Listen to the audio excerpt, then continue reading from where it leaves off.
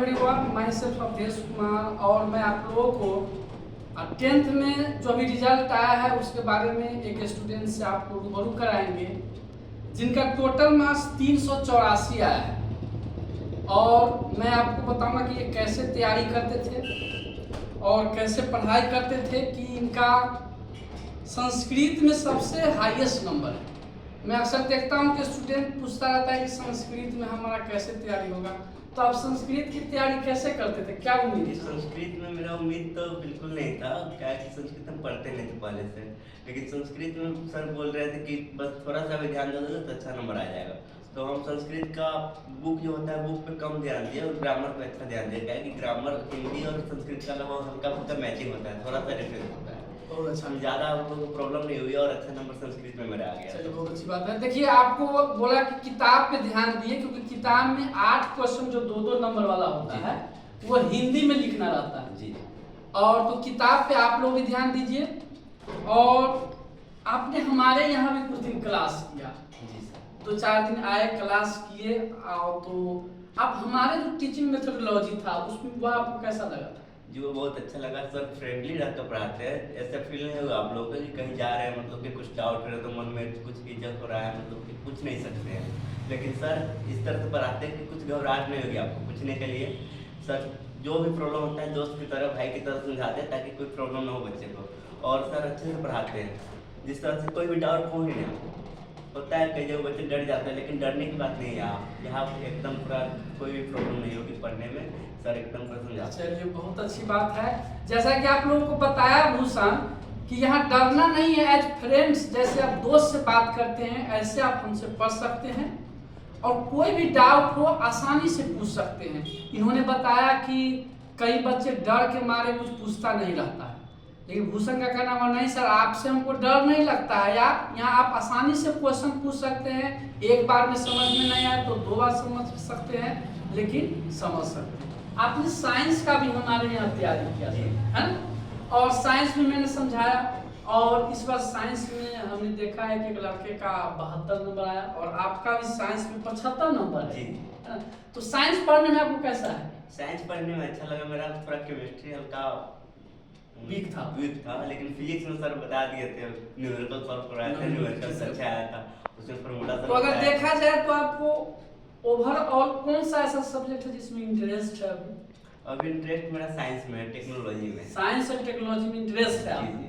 मतलब आप आगे की पढ़ाई साइंस टेक्नोलॉजी से ही करेंगे जी। चलिए बहुत अच्छी बात है। तो देखिए आप लोगों को मैं बताना चाहूँगा कि इस 10th क्लास में अपना इंटरेस्ट पता चल जाता है कि हमको साइंस से पढ़ना है कि हमको किस विभाग में जाना है।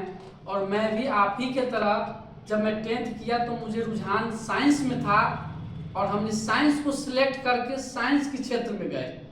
आप लोग जितने स्टूडेंट 10th में इस बार पास हुए हैं ये आइडिया लगा लीजिए कि आपको आगे किस चीज में जाना है। किसी दूसरे व्यक्ति के दबाव में या दूसरे व्यक्ति के कहने पर अपना डिसीजन चेंज नहीं करना है। जिस फील्ड में आपको इंटरेस्ट है उसी फील्ड में जाना है।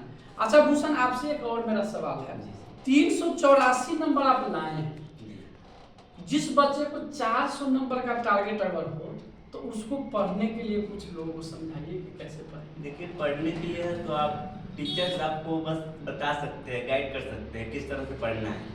कोई टीचर घोल कर नहीं पिला सकते, लेकिन यही है टीचर गाइड कर देते हैं इस तरह से पढ़ो तो अच्छा आ जाएगा। अब पढ़ना तो आप ही को पड़ेगा, सेल्फ स्टडी आप ही को करना पड़ेगा। सेल्फ स्टडी पे जितना ध्यान दीजिएगा उतना अच्छा रहेगा। न्यूमेरिकल हो गया तो न्यूमेरिकल अगर आप सॉल्व करते हैं, जितना न्यूमेरिकल सॉल्व कीजिएगा उतना आपका प्रॉब्लम सॉल्व होगा। और एक न्यूमेरिकल सॉल्व करने से आगे का भी आ जाता है, उस पर प्रैक्टिस कीजिएगा तो बढ़िया आ जाएगा। क्या बात है।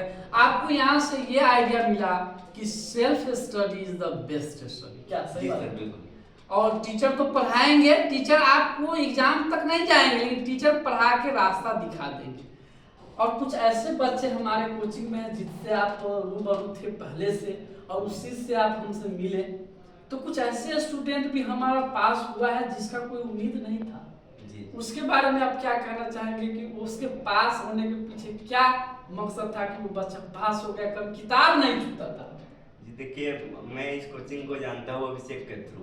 अभिषेक जो लक्ष्मी स्कूल में मेरे साथ पढ़ता था, एग्जाम में साथ में सीट पे बैठा तो बात किया कि सर पढ़ाते हैं, अच्छा पढ़ाते हैं, नया कोचिंग खोले हैं तो वो बोल रहा था कि हम भी कभी नहीं पढ़ते थे, लेकिन सर जब से पढ़ा रहे थे 1 महीना से लगातार जा रहे हैं हम।